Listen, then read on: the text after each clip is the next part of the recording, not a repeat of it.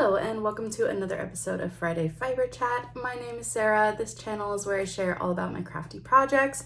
It's usually a lot of knitting, but I also do spinning and quilting and the occasional embroidery, all kinds of fiber arts. But today we're going to talk about sewing, which is another thing I used to do a lot of, but it has been a hot minute since I've done any sewing. I've been doing the occasional home project, like a poof or a cushion or, here or there, but probably for the past, definitely at least the past 6 months, if not the past 9 months to a year, I have really not been doing much sewing. And I think it's because I had gotten to a pretty good place with my wardrobe, but also I had some hurdles around the house that kind of prevented me from sewing for the past 6 months, especially. I'm really lucky to have a huge 6-foot cutting table in our basement, but I wasn't able to use it for the past 6 months because of some stuff that was going on in our basement. So that's all cleared up now. I'm really eager to get back down in that space and get some projects started. So I have a little bit of a sewing plans video for you today for kind of the late summer, early fall period. I recently purchased a large fabric order from Blackbird fabrics, so I'm going to talk about my plans for those fabrics first, and then I have a few more costumey things that are kind of for Rin Fair season, and then lastly I'm going to be working on a dress for a black tie wedding in October. So that's kind of what's on the agenda. I do have to apologize. One of my neighbors has been sawing something literally all day and has not stopped. So I hope that you can't hear that, but if you can, I apologize and I hope it's not too distracting. So with that little caveat out of the way, let's jump into my late summer, fall sewing plans. So Blackbird Fabrics, up front, I just want to say today is Friday, August 22nd, 2025.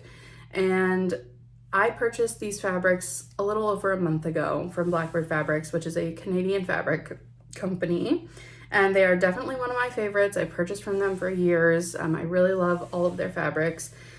But I have to say, unfortunately, with all the tariff nonsense that is going on in the US right now, they have temporarily stopped shipping to the US. That is the latest update. It's a constantly evolving situation. So as of this moment of recording, I don't believe you're able to order from them if you're in the US, but hopefully we will be able to figure something out soon, and that will change. But I did just want to caveat that up front, that as of today, if you live in the US, you will not be able to order these fabrics from them, but you may be able to find something similar or the same from a US distributor. So a little bit of a caveat up top. So I'm just going to jump into what I purchased from them and what I'm planning to make with it. They're not in any particular order. I have 6 fabrics I purchased from them. And the first one is, these are all pre-washed already, by the way. That's, if you don't pre-wash your fabrics, you should. It helps to get the shrink out before you cut into them.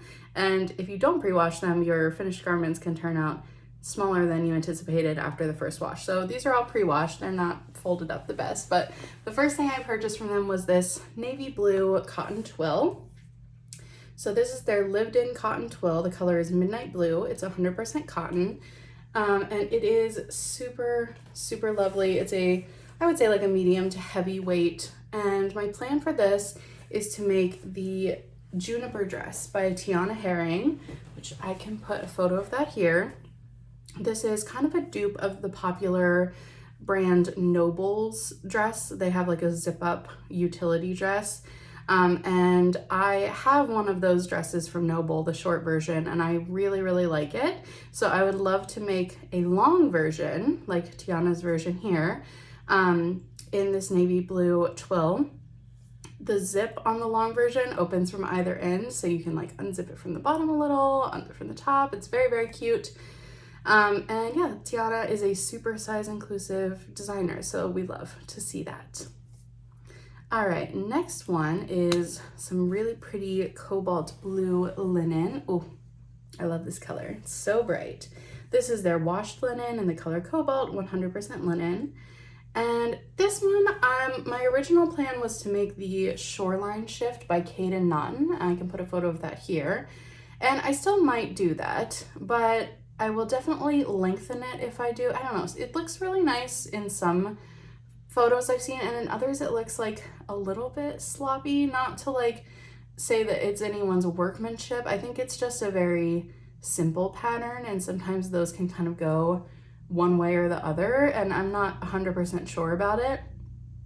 So it may end up just becoming like an orchard dress by Helen's Closet, which I've made many versions of. I really just want it to be a very easy throw it on dress.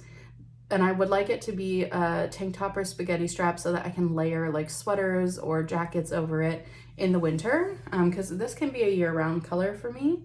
So yeah, maybe a shoreline shift, maybe an orchard dress. Not sure. I can put a picture of the orchard dress here too, just so you can see that. It's also very simple, but I've made many versions and I wear them all the time. The next one, I'm excited about all of them. I'll probably keep saying that. It's the same washed linen in the color Grenadine. Another beautiful bright color. This is like the perfect shade of red. Oh, it's so good. I love it. And this is definitely going to become the tulip dress by Fortive. This is a really cool size inclusive pattern designer. They also sell garments, but they started making patterns in the past few years. And this dress is so gorgeous. There's two options. There's a gathered skirt option, which is the one I want to make like in the photo. And actually they have a sample of that in like this exact color, but it's on the straight size model. So I wanted to show you all the plus model here in the photo. It just has really interesting seam lines. It has like a curved waist seam, and then it has a lace up detail on the side, which you can't see as well in this photo, but it has like grommets and lace up ties on the side. Just love it. I think if I could have this done for like the holiday season, I think it would be so cute, layered over like a black turtleneck, or, you know, even just like under a sweater or anything. It's, yeah, very, very cute. Excited about that one.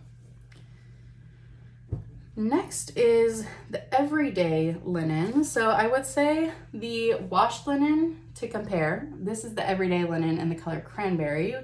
This is the washed linen in Grenadine. The washed linen has a lot more texture. It feels lighter, and it's a bit more crinkly, like, you know, like it's just been washed. The everyday linen is heavier. It has nicer drape, and it's a bit more smooth after washing. As I said, the color here is Cranberry, and this is destined to become some type of skirt, probably a mauve skirt. Here's a photo of that. This pattern is by True Bias, another one I've made many times. This was one of the first sewing patterns I made when I started getting back into sewing a couple of years ago. It unfortunately does not have the largest size range. I make the largest size, and I have a 52-inch hip. So I would really love to see her expand that to at least a 60-inch hip, and that's like that's not even including ease, so preferably higher. But I already own the pattern. I've made it many times and I do love to wear it, so I will be making another one in this color. And then as kind of a go along with that, the next fabric is the check soft wash linen in the color Dragon Fruit. And also gorgeous. All those colors I love. And I am planning to make with this the Daphne top. Here's a photo by Blackbird Fabrics Patterns, BF Patterns. Yeah, they started making patterns a couple years ago. The Daphne is a combined top and dress pattern that they put out. I think it was one of their more recent patterns. Very cute. There's a version of the top with or without the waist tie. I'm gonna make the version with the waist tie.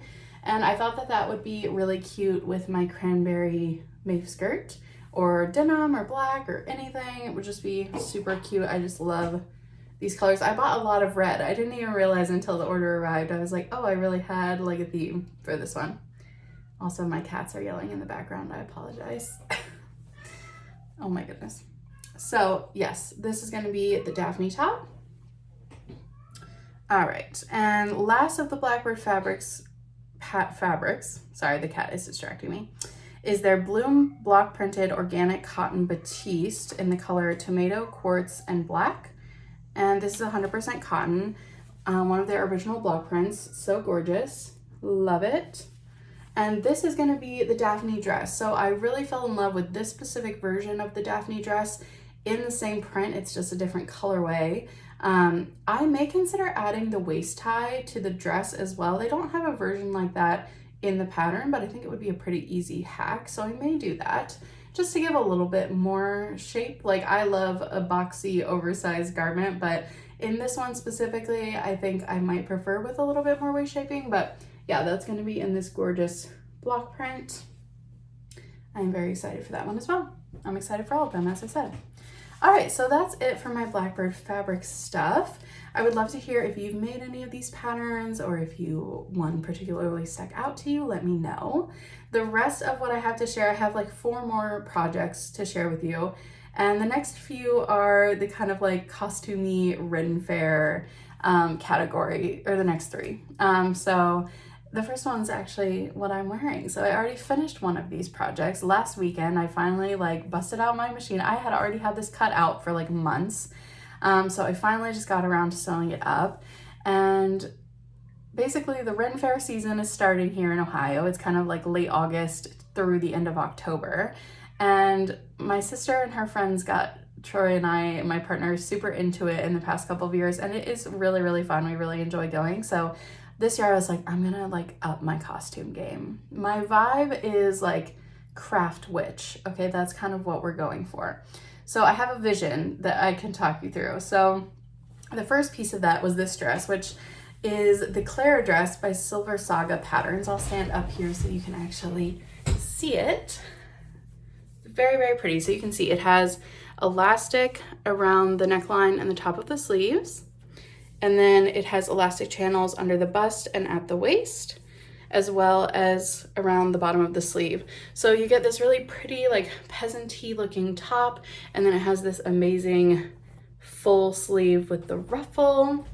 It is like a midi length on me, and it has inseam pockets. I love the full skirt. It's very comfortable. So yeah, this fabric I got secondhand. It's vintage. I cannot remember where I got it. I'm pretty sure it's rayon. It definitely feels like rayon. It drapes like that.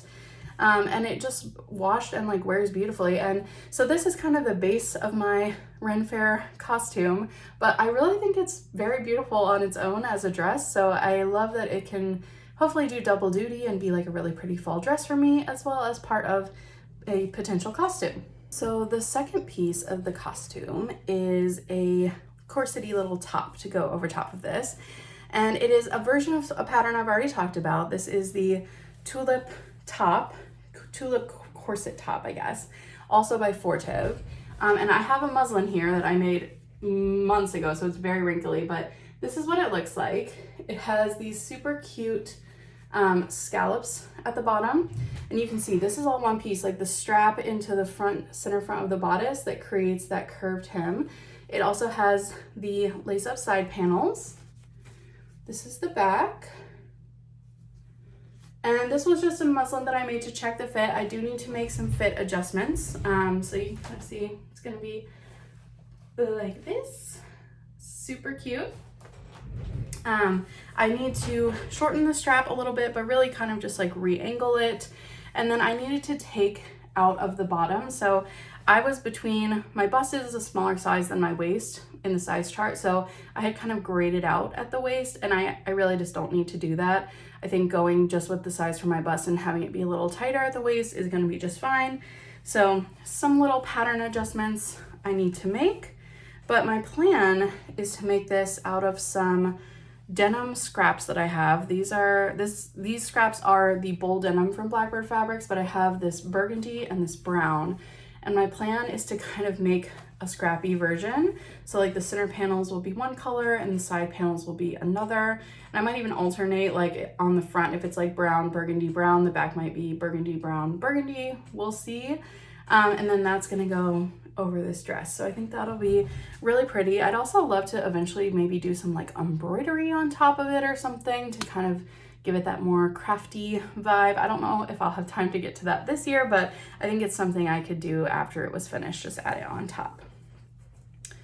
Okay, and then one thing I didn't even have on my list to share with you, but if I have time, I would love to make one of these. The pattern for this just came out. It's a quilted like witch hat. I can put a photo of it here. It's so cute. I don't know the designer's name off the top of my head, so I can put it on the screen, but basically it's like, yeah, like if you had like a vintage quilt or you had some scraps you wanted to do a little bit of quilting with and make it into this hat. So cute, kind of plays into my like craft witchy vibe. So I would love to add that to the costume eventually. And then last thing's not for me, it's actually for my partner Troy. And again, this is only going to be like if I get around to it this year. If not, it'll be for next year. But last summer I picked up this really fun book called Handmade Renaissance Fair Fashion by Mara and Alassi. It says the creators of Costurero Real, so costume company. Really fun book, all kinds of like Ren Fair inspiration and projects in here, from capes to garments. But it's not just sewing, there's like jewelry making and accessory making. It's a really cool book. Like here's like leather working, like all kinds of cool stuff. But the thing in here that I'm planning to make for Troy is just this very simple men's kind of Renaissance shirt, because every year we go to the Ren Fair and he doesn't really have anything to wear. So I will try to make them this, it's called the medieval linen shirt, and I do have like a oatmeal-y colored linen just like that. So if I have time, yeah, here it is. I'm gonna try and make that for him. So those are my kind of little fun costumey plans. And the last one is a big project, and probably the one that I need to start right away, because we are going to a black tie wedding at the beginning of October. Very excited. It's some of our closest friends. And I decided to make my own dress, and I need to get started because it's a little over a month away. I'm gonna be making the damsel dress by Roberts Wood. Here is the photo. These patterns have quickly become my go-to like formal wear patterns. Last year I made the bow dress, the patchwork bow dress. I can put a photo of mine in here if I have one. Super fun, but they're very labor intensive patterns. They're very beautiful though. I just love making them. They're so innovative. One thing about these, I'll go back, put the damsel dress back up here. One thing about these is that the patterns are sold by size or like two sizes together, and they are very expensive patterns. So I want to say it's probably like $30 some per size. So I understand why the patterns are very complex and the pattern instructions are very complex, but just know if you're interested in getting into one of these patterns, they are expensive and you're only going to get like 1 to 2 sizes depending on the pattern.